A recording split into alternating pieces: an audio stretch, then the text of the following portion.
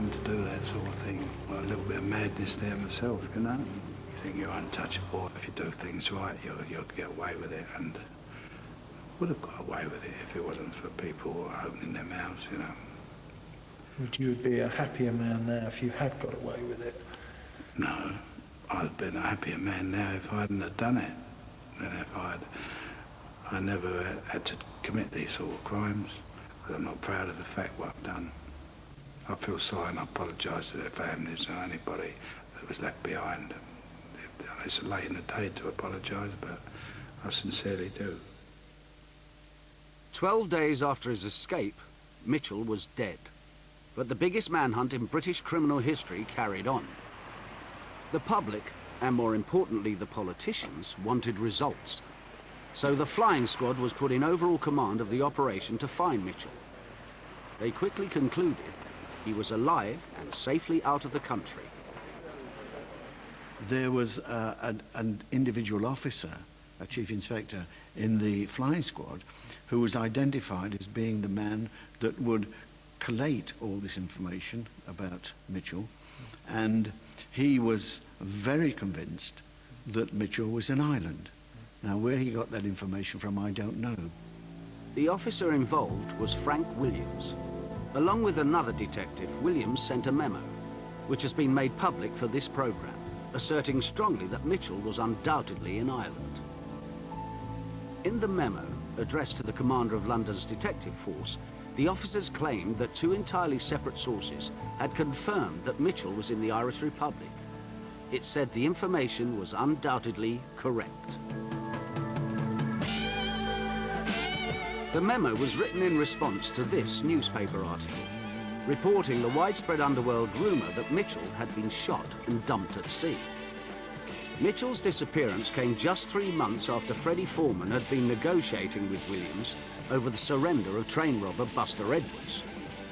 Foreman was almost certainly the source quoted by Williams, but the flying squad detective would have had no idea that he was talking to the murderer, much less someone central to the Kray plan to lay false trails. There was letters written to say that he's still alive.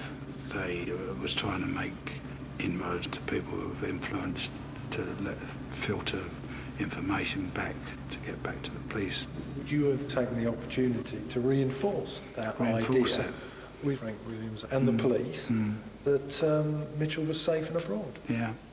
I mean, that was bandied around all over London. And of course, I'd give it credence if I heard it. I'd say, yeah, it's possibly that's right. You know, that's the best thing for him. The police swallowed the criminal's line completely, leaving Mitchell's family to cope with the ugly rumours that began to circulate about his ultimate fate. 'Cause 1 minute one person was saying he was in the Bow Road flyover. Someone else said he was fed to the pigs. Someone else said he was down a sand pit. He'd been cremated in a cemetery. It's just all different rumours. So it was horrible going to work because like we used to be followed by people like in what newspapers? Newspapers and that, and like you used to get pointed at and things like that. It wasn't very nice for us. Pointed out why? I mean, what would they say? They'd just say like that, that's Frank Mitchell's sisters and things like that. The Mad Axeman sisters? No, I didn't say the Mad Axeman sisters. They did. Did they? I can't remember that, so.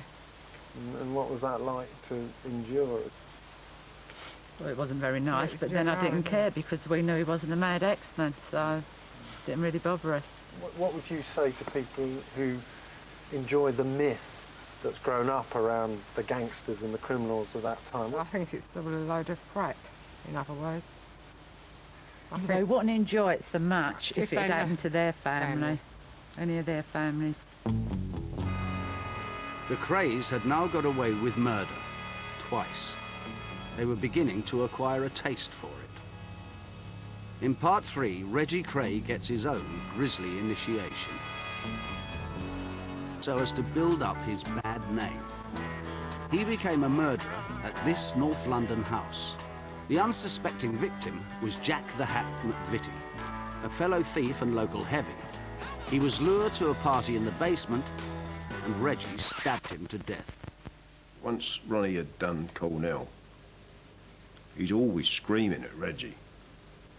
I've done mine, it's time you done yours. You know. A dozen witnesses helped to affirm his new status as a killer. The Kray twins walked off the scene, leaving the rest of the firm to clear up the mess. In the panic that followed, the corpse was dumped in a car just yards from Freddie Foreman's doorstep. He later served a 10-year sentence for disposing of the body. As I explained to Ronnie, that's me finished. I don't want to be involved, I don't want to know anything about anything in the future. No more. Because I wasn't going to play the part of an undertaker to clear up the mess after they, on one of their crazy nights out, you know. I knew that Ronnie, his temperament and he'd be phoning me up or sending people over or something every, 2s and 3s in the morning. He'd just iron somebody out and want me to clear up after him. I said, "Dad, this is it, you know. No, don't start going around shooting people or thinking you get away with it, you know." Thought yourself out, where's it going to end, you know? There was a real feeling of foreboding. The atmosphere was such, I couldn't see into the future where I could before, you know.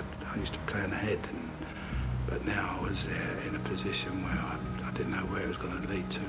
Frank Mitchell was that was the writing on the wall. The firm, I could see that they was cracking up. Their nerves were jangled and, then they was all popping pills and stuff like that. They was in a terrible state. And I did try and clear up the situation so that they could survive. Chief Superintendent Nipper Reed was now targeting the Krays with a task force of over 20 officers, each one hand-picked, because he feared corrupt officers would leak details of his inquiry to the Krays. So he based his team at Tintagel House, south of the Thames, and well away from the rumour mill of the Met. I knew that if I remained at Scotland Yard, the likelihood was that information from my office would find its way back to the Kray organisation.